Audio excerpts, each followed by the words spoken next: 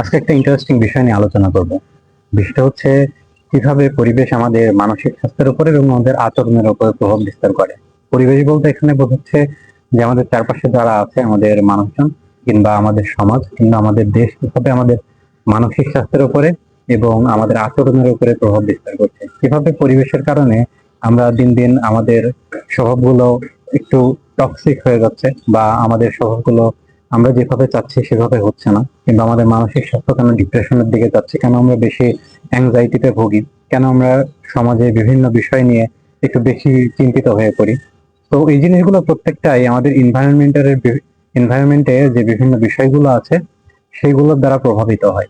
তো কিভাবে প্রভাবিত হয়, কেন প্রভাবিত হয়, এই বিষয়গুলোই সংক্ষিপ্তভাবে আমি আর কি জানাতে চাচ্ছি। গবেষণা থেকে দেখা যায় যে আমাদের মস্তিষ্কের নিউরনের যে কগনিটিভ ফাংশন আছে সেটাকে প্রভাবিত করে পরিবেশের বিভিন্ন উপাদান। এই কগনিটিভ ফাংশনটা কি করে, আমাদেরকে মুড রেগুলেশনে সাহায্য করে, আমাদের স্ট্রেস ম্যানেজমেন্ট করে। তো এখান থেকে পরিষ্কারভাবে দেখা যাচ্ছে যেহেতু পরিবেশের বিভিন্ন উপাদান, যদি বলি যে ক্লাইমেট চেঞ্জের ক্ষেত্রে হতে পারে, আবার বিভিন্ন সময়ে ক্রাইম ম্যানেজমেন্টের গুলো হতে পারে, আবার সোশ্যাল মিডিয়া বর্তমানে অনেক বেশি প্রভাব ফেলে, এবং আমাদের পারস্পরিক সম্পর্কগুলো এবং আমাদের আশেপাশের মানুষগুলো, এই যে পরিবেশের উপাদানগুলো, এইগুলো আমাদের মস্তিষ্কে সরাসরি নিউরনের যে কগনিটিভ ফাংশন আছে সেটাকে প্রভাবিত করে। এবং এই নিউরনের কগনিটিভ ফাংশন কি করে, আমাদেরকে আমাদের যে মুড রেগুলেশন আছে এটা ম্যানেজমেন্ট করে, আমাদের স্ট্রেসকে ম্যানেজমেন্ট করে, যেটার থেকে মূলত আমাদের ডিপ্রেশনের সূচনা হয় বা আমরা বিভিন্ন সমস্যায় ভুগি। তো পরিবেশের যে উপাদানগুলো আমাদেরকে প্রভাবিত করে, যে উপাদানগুলোর সাথে আমরা প্রতিনিয়ত বাস করি, সেই উপাদানগুলো কি সেগুলো সম্পর্কে আমাদের একটু ধারণা থাকা প্রয়োজন। সবগুলো উপাদান এখানে আলোচনা করা সম্ভব না, কয়েকটা খুবই গুরুত্বপূর্ণ উপাদান নিয়ে আলোচনা করবো যেগুলো আসলে আমাদের জীবনের সাথে ওতপ্রোতভাবে জড়িত। সবার প্রথমে যে উপাদানটা আসে সেটা হচ্ছে মানুষ। আমাদের চারপাশে সবসময় মানুষ দ্বারা পরিপূর্ণ থাকে, যেহেতু আমরা মানুষ এবং সামাজিক জীব হিসেবে আমরা পরিবারের সাথে বসবাস করি, আমাদের চারপাশে আত্মীয় স্বজন বন্ধু বান্ধব বিভিন্ন মানুষ থাকে। তবে এই মানুষগুলোর মধ্যে কিছু মানুষ থাকে যারা আমাদের সবসময় নেগেটিভ এনার্জি পুশ করে, এবং তাদের কারণে আমরা অনেক সময় স্ট্রেস ফিল করি।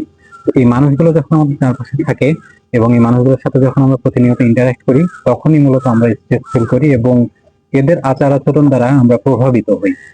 তো এই জিনিসগুলো যখন আমরা অ্যাভয়েড করতে পারি তখন আমাদের স্ট্রেস ম্যানেজমেন্টটা সহজ হয়। এরপর আসে কালচার পার্ট। আমরা যেহেতু সমাজে বসবাস করি বা একটা দেশে বসবাস করি, আমাদের বিভিন্ন কালচার থাকে। তো আমরা কোন কালচারে বসবাস করছি এবং আমাদের কালচারটা কেমন, কাকে, অর্থাৎ আমরা মানুষ হিসেবে কতটা ভালো বা আমাদের কালচারটা কি সাপোর্ট করছে, এটার উপরে ডিপেন্ড করে আমাদের মানসিক স্বাস্থ্য কেমন হবে এবং আমাদের আচরণটা আসলে কেমন হবে। আমরা যদি জাতিগতভাবে বা কালচারগতভাবে খুবই নিচু মানসিকতার হই, তাহলে আমাদের স্বভাব বা আচরণ ওই রকম ভাবেই গঠিত হবে। তৃতীয়তে সব থেকে গুরুত্বপূর্ণ যে বিষয়টা আসে সেটা হচ্ছে যে ক্রাইম লেভেল, অর্থাৎ একটা দেশের অপরাধ প্রবণতা কত।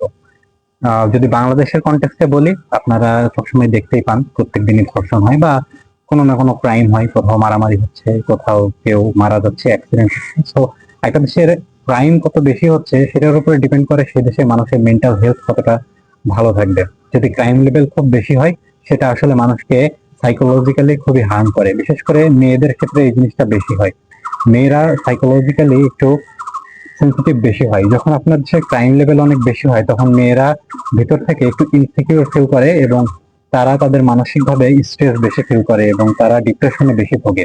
তো আপনার দেশের ক্রাইম যত বেশি হবে, সে দেশের মেয়েদের মানসিক স্বাস্থ্য তত খারাপ হবে। তো একটা দেশের মেয়েদের মানসিক স্বাস্থ্য কেমন হবে সেটা কিন্তু অনেকটা অংশ ডিপেন্ড করে সেই দেশের ক্রাইম লেভেল কেমন তার উপরে। এটা রিসার্চ থেকে প্রমাণিত, শুধু আমি বলছি এই জন্য না, আমি রিসার্চ যেখান থেকে বলছি সেটার লিঙ্ক আমার ভিডিও ডিসক্রিপশনে বা লিঙ্ক দিয়ে দেবো, সেখান থেকে আপনারা দেখে নিতে পারবেন যে কোথায় কোথায় কিভাবে রিসার্চ করা হয়েছে এবং সেগুলো কিভাবে প্রমাণিত।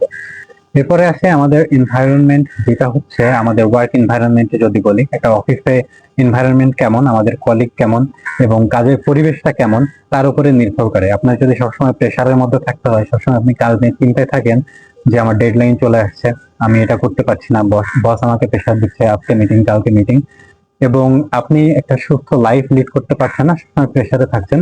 এটাও ডিপেন্ড করে যে আপনি কোন পরিবেশে আছেন, আপনার কলিগরা কেমন, তারা কি সাপোর্টিভ, তারা কি আপনার সাথে ভালো বিহেভ করে, আপনার বস কি আপনার সাথে ভালো বিহেভ করে। তো আপনি কোন ওয়ার্ক এনভায়রনমেন্টে কাজ করছেন এটার উপরও নির্ভর করে যে আপনার মানসিক স্বাস্থ্য কেমন হবে এবং আপনার আচরণটা কেমন হবে, আপনার বিহেভিয়ারটা কেমন হবে, এটা ডিপেন্ড করবে আপনার ওয়ার্ক প্লেসের উপরে। ওয়ার্ক প্লেসের কথা যখন বলছি তখন পরবর্তীতেই আসে সেটা হচ্ছে আমাদের স্কুলে। আমাদের লাইফের একটা সিগনিফিকেন্ট সময় আমরা স্কুল, ইউনিভার্সিটি, কলেজে কাটাই। তো আমাদের স্কুল, ইউনিভার্সিটি, কলেজের পরিবেশ কেমন হবে, সেখানকার বন্ধু বান্ধব এবং তাদের আচরণ কেমন হবে। আমরা অনেক সময় দেখি যে বুলিং এর শিকার হয়। হ্যাঁ, বাংলাদেশে তো বিশ্ববিদ্যালয়ে মারামারি কাটাকাটি চলতেই থাকে, তো সেটা আরেকটা বিষয়।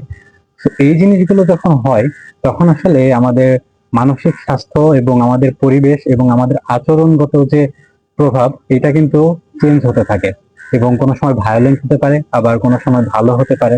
যে যেই পরিবেশে থাকছে তার মানসিক স্বাস্থ্য কিন্তু সেভাবেই গঠিত হচ্ছে। এইটাও রিসার্চ দ্বারা প্রমাণিত। পলিউশনের উপরেও কিন্তু মানসিক স্বাস্থ্য ডিপেন্ড করে। অর্থাৎ একটা দেশের পরিবেশ কতটা ভালো, অর্থাৎ আমরা এয়ার পলিউশনে দেখি যে সময় ঢাকা উপরেই থাকে। তো এয়ার পলিউশন হলে বা সয়েল পলিউশন হোক, ওয়াটার পলিউশন হোক, আপনি যতটা পলিউশনের মধ্যে থাকবেন তখন আপনার চিন্তা শক্তি কমতে থাকবে বা আপনার শারীরিক গঠন খারাপ হতে থাকবে এবং তার কারণে আপনার মানসিক স্বাস্থ্যের উপর যেভাবে প্রভাব পড়বে সেরকম আপনার আচরণের উপরেও প্রভাব পড়বে। পলিউশনের কথা যেহেতু বলছি, তো আমরা কোন পরিবেশে বসবাস করছি সেটাও ইম্পর্টেন্ট। কোন পরিবেশে বসবাস করতে বলছি, আমাদের ঘরে কতটা পরিষ্কার, কতটা গোছালো সেটার উপরে ডিপেন্ড করবে যে আমরা আসলে আমাদের পরিবেশ বা আমাদের মানসিক স্বাস্থ্যটা কেমন থাকছে। আমাদের ঘর যদি সবসময় অগোছালো, নোংরা থাকে তাহলে আসলে আমাদের মনটাও বিক্ষিপ্ত থাকে। মনটা বিক্ষিপ্ত থাকলে অবশ্যই মানসিক স্বাস্থ্য খারাপ থাকবে, স্বাভাবিক।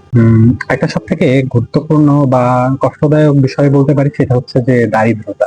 দারিদ্রতা কিন্তু আমাদের মানসিক স্বাস্থ্যের উপরে, সাথে সাথে আমাদের আচরণগত বিষয়ের উপরেও খুবই গুরুত্বপূর্ণভাবে প্রভাব বিস্তার করে। এটা কিভাবে করে সেটা মনে হয় না যে আমার খুব বেশি ব্যাখ্যা করার প্রয়োজন আছে। তো আপনারা আসলে দারিদ্রতা বাংলাদেশকে কিভাবে তাদের আচরণগত এবং মানসিক স্বাস্থ্যের দিক থেকে পিছিয়ে রেখেছে, এই জিনিসগুলো আমরা প্রতিনিয়তই প্রত্যক্ষ করতে পারি। তো এটা কিন্তু খুবই গুরুত্বপূর্ণ একটা বিষয় যে দারিদ্রতা কিভাবে আমাদের মানসিক স্বাস্থ্যের উপরে এবং আমাদের আচরণের উপরে প্রভাব বিস্তার করে। তো এত এত কিছু বললাম, এছাড়াও আরো অনেক বিষয় আছে যেগুলো আমাদেরকে আমাদের মানসিক স্বাস্থ্য এবং আমাদের আচরণের উপর প্রভাব বিস্তার করে। একটা বিষয় আছে যেটা হচ্ছে যে আমাদের মানসিক স্বাস্থ্য তাহলে কিভাবে ভালো রাখা যায়।